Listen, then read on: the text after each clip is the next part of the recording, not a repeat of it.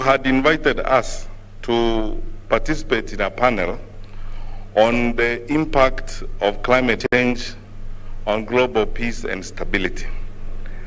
We have submitted to the conference secretariat a very lengthy presentation and a paper on how we are approaching from the security point of view the challenges we face related to climate change. I would like to take this opportunity to request you, Mr. Chairman, to afford us an opportunity to engage in a much more detailed manner with the Committee of the Council of Governors that addresses security, because this matter is even calling upon us to redesign our national security strategy, because truth be told, as my colleagues who are from that sector who are in this audience know, some of the things we are having to deal with or some of the things we are facing are things we were not prepared to deal with 10 years ago. So even when our national security was designed, national security strategy was designed, there are a number of things that no one anticipated that we are having to deal with now. That calls upon us not just to relook at the strategy, but to see how better we can build stronger intergovernmental collaborations to address the challenges we face today and those that we are likely to face tomorrow. The question you asked us basically to answer was, how does it affect us from a security point of view? And in 2 minutes, Mr. Chairman, first, the destruction that we are facing as a result of climate change challenges. No one knew that at this point in time we would spend between 25 and 30% of our operational budget on climate change related security issues. What we are experiencing in Laikipia, what we are experiencing in Baringo, what is going on in most of North Rift today, the movement, the theft of livestock, the pasture and water resource conflicts in that region are all related to climate change. The challenges we face on our borders towards the north and the north and eastern with our colleagues across the border are all related to climate change. And as we go forward, obviously, we're going to have to relook at how we will increase our budgets to deal with this. Two, the greater impact is even in resource and institutional strain. If you look at the number of personnel we are deploying to this conflict, it is affecting and distracting us from the core challenges we face in the security sector. The question you ask every morning is, are you going to deploy to chase Al-Shabaab, or you are going to deploy to chase cat rustlers and livestock problems in Laikipia and other places of the country?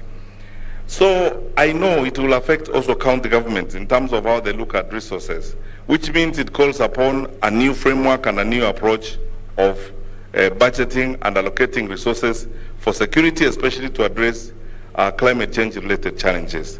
We have outlined at length a new strategy and a new approach on how we are going to have to deal with this. We are going to build capacity and train better so that we are prepared for this.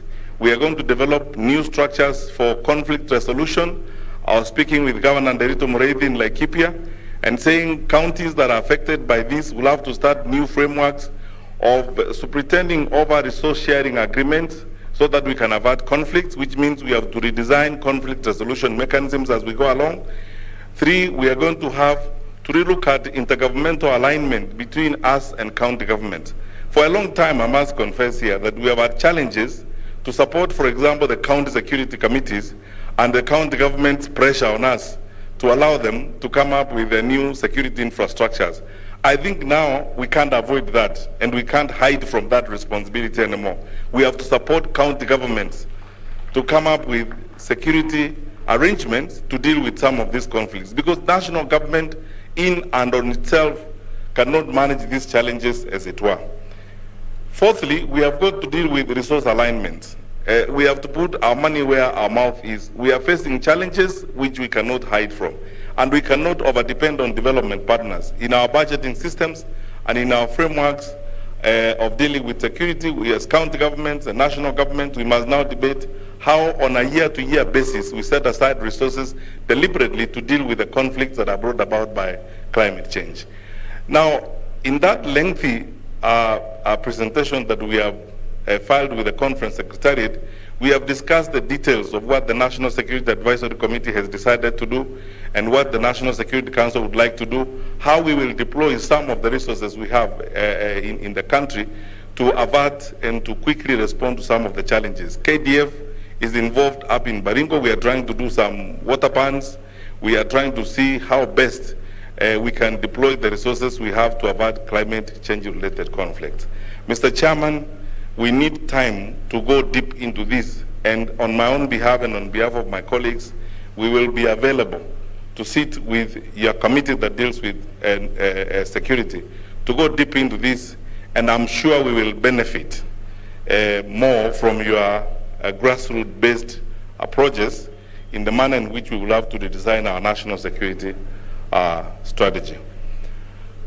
I will leave it at that and do two important things. One, invite the Right Honorable Prime Minister to speak to us, and thereafter, I have been told that His Excellency the President has just logged in, and we will invite him to address us. But first, we start with the Right Honorable Prime Minister, Mheshimiwa Raila Odinga, please.